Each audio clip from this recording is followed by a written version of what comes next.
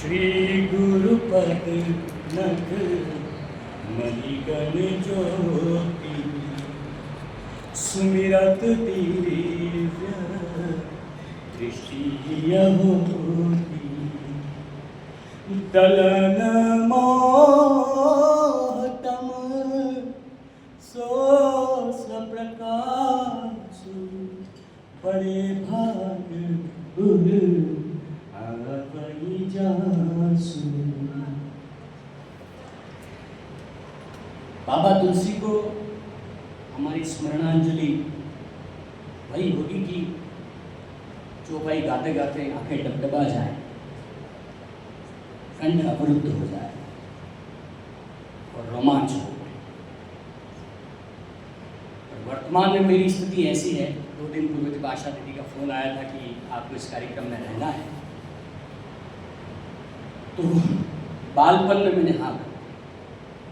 पर जब मैं फिर से पढ़ा कि तो साहित्य परिषद का कार्यक्रम, अब मेरी हालत कुछ इस प्रकार है जैसे हिरण का छोटा बच्चा जल पीने जा रहा है, सामने मगरमच्छ है और पीछे सिंह है।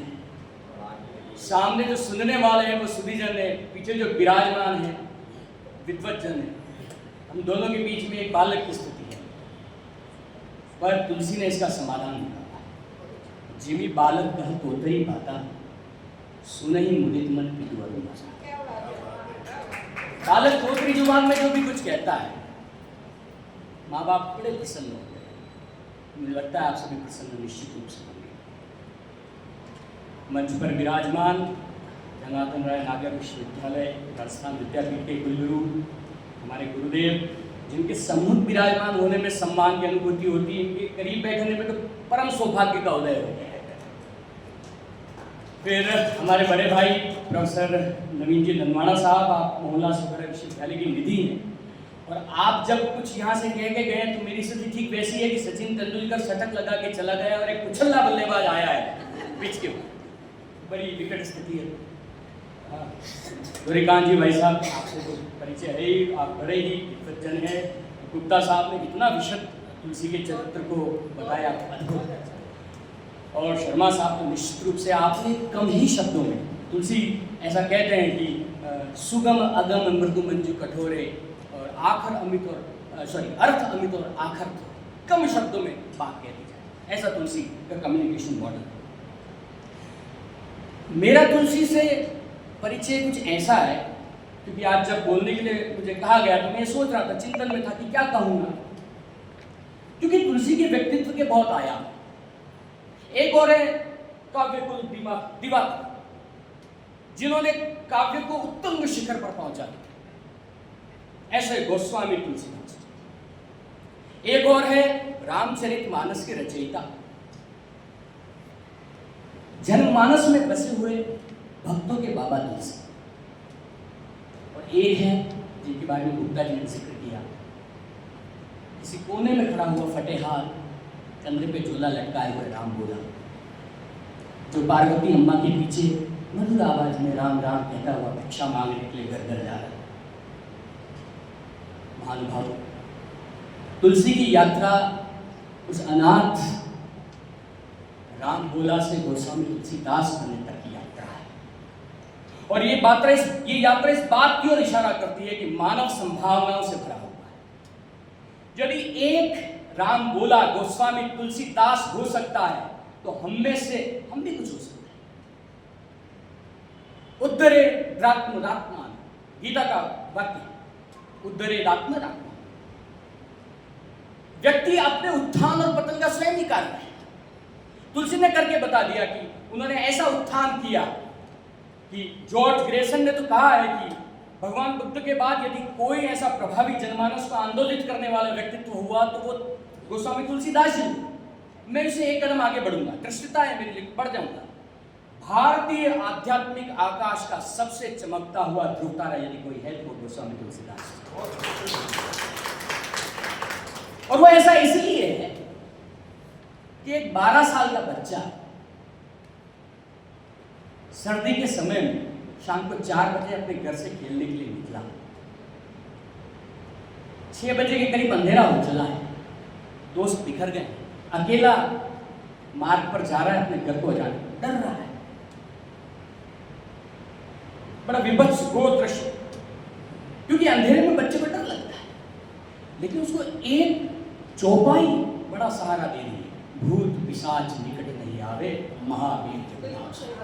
12 साल का बच्चा, तुलसी ऐसे हैं जो 12 साल के बच्चे को भी आश्रय दे सकते हैं, और तुलसी वो है जो 80 साल के वृद्ध को कह सकते हैं संबल निसंबल को सखा असहाय।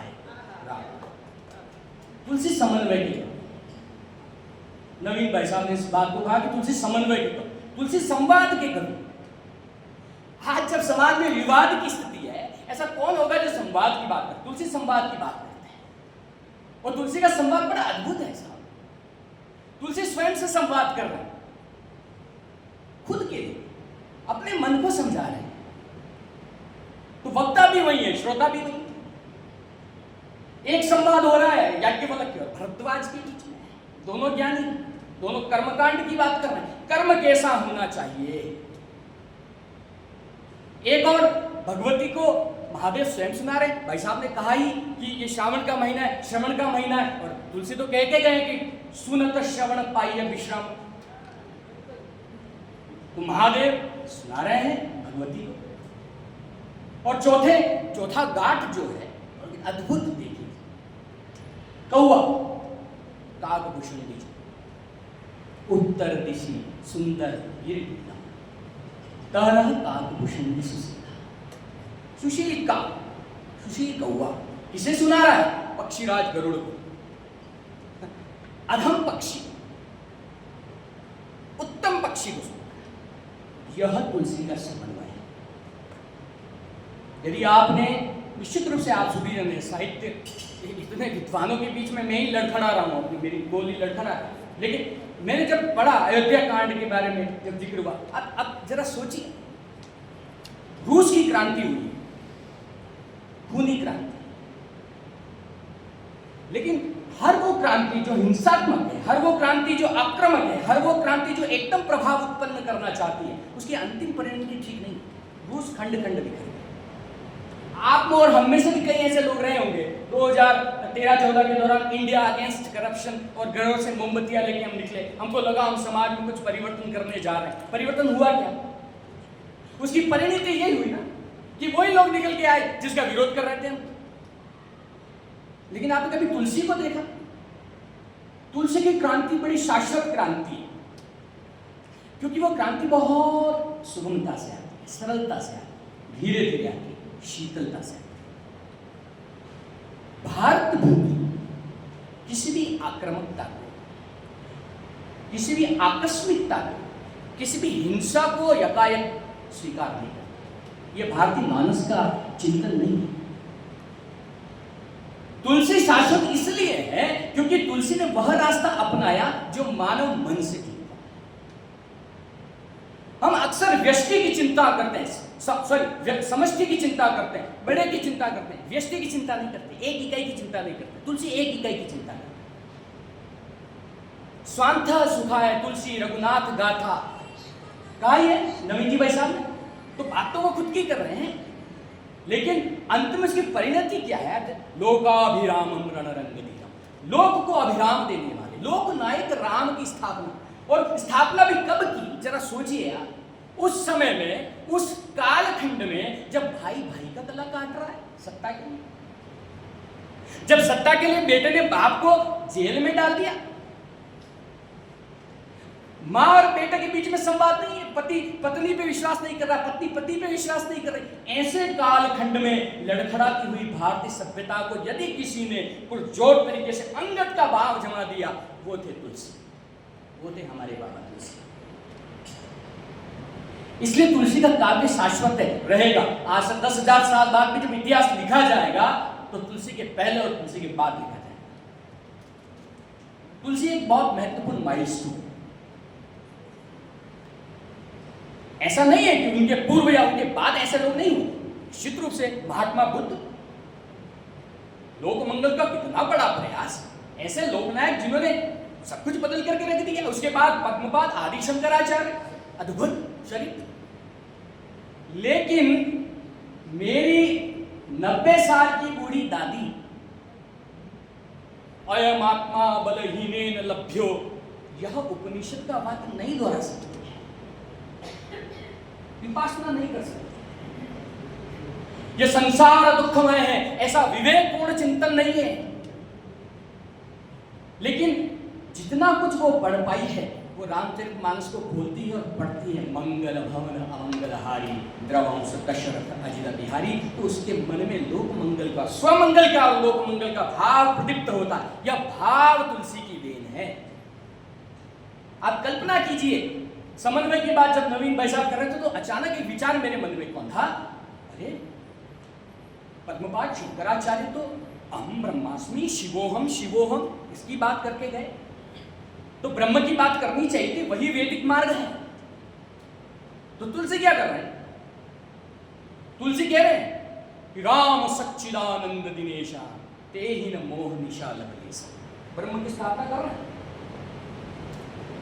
लेकिन कितने सरल है राम उनके, कि राम सदा सेवक रुचि राखी, वेद पुराण साध सोसा, सेवक की रुचि रखते। परम द्वैत और परम अद्वैत का मिलन यदि किसी के काव्य में आपको मिल सकता है तो वह तुलसी का है, क्योंकि तुलसी समन्वय की है, तुलसी संवाद है। बिरला के हाउस में भी आपको मानस की पंक्तियां सुनने में आ जाएगी। और आप मेरे गांव में आइए, रामदास जी वैष्णव, 2 कमरों का घर है, टूटी हारमोनियम पे भी वो रामचरितमानस गाते हैं। ऐसा समन्वय और कहीं देखने को नहीं। ये समन्वय हैव्स और हैव्स नॉट के बीच का जो पुल है वो तुलसी है।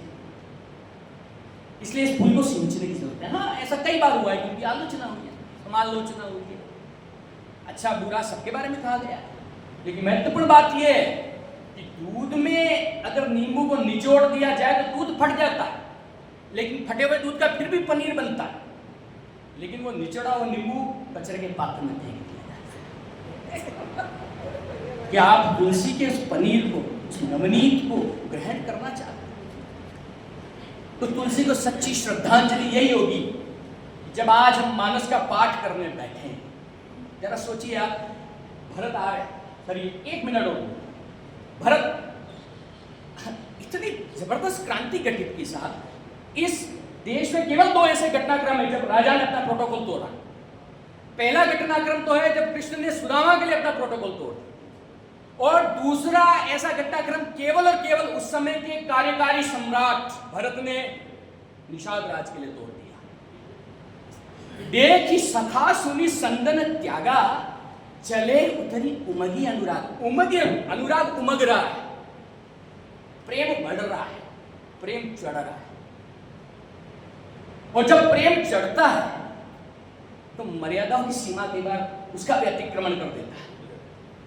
तो सम्राट अपने रथ को छोड़ के निषाद राज के गले लगने के लिए, भरत तो गले क्या ही लगे होंगे, उससे पहले गिर पड़े। यह तुलसी का समन्वय होता है। अपनी महान वनवास की यात्रा में भगवान श्री राम ने केवल 2 लोगों के यहां खाना खाया, किसी राजा के यहां नहीं, किसी ऋषि के यहां भी नहीं। एक तो खाया निषाद राज के यहां और एक खाया है शबरी के यहां। तथाकथित वर्ण व्यवस्था में, आज की आधुनिक व्यवस्था में, एक ओबीसी एक एसटी है।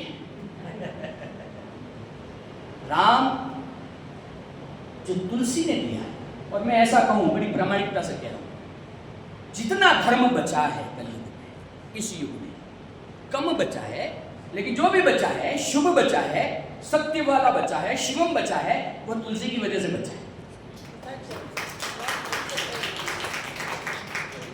इसलिए हमारी आदरांजलि, स्मरणांजलि यही होगी तुलसी को कि बार बार तुलसी की चौपाइयां गुनगुनाएं, और उन चौपाइयों को गुनगुनाते हुए यदि पुलक जाए हृदय, रोम रोम खड़ा हो जाए, आंखें डबडबा जाए और विगलित हो जाए, तो यही आज सच्ची स्मरणांजलि होगी। और आप सभी महानुभावों ने, सुधीजनों ने, विद्वज्जनों ने, मंच पर विराजमान श्रद्धेय, आप सभी ने मुझे ये अवसर दिया कि मैं जो कुछ छोटा मोटा कह सकता था, पता नहीं अब क्या स्थिति बनी होगी। मेरे मित्र दीपक पालीवाल भी यहाँ विराजमान है, मानस के मर्मज्ञ हैं। मैंने उनको मना किया था, आप आइएगा मत। मैंने कहा था कि मैं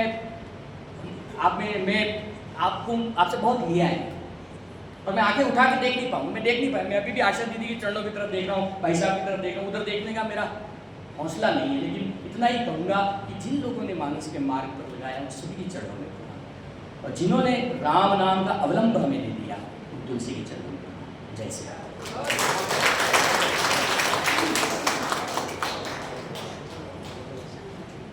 डॉक्टर देवेंद्र सिंह का पाथे शब्दातीत है। मैं नवनीत रूप इस पूरे मंथन के अध्यक्ष उद्बोधन के लिए आदरणीय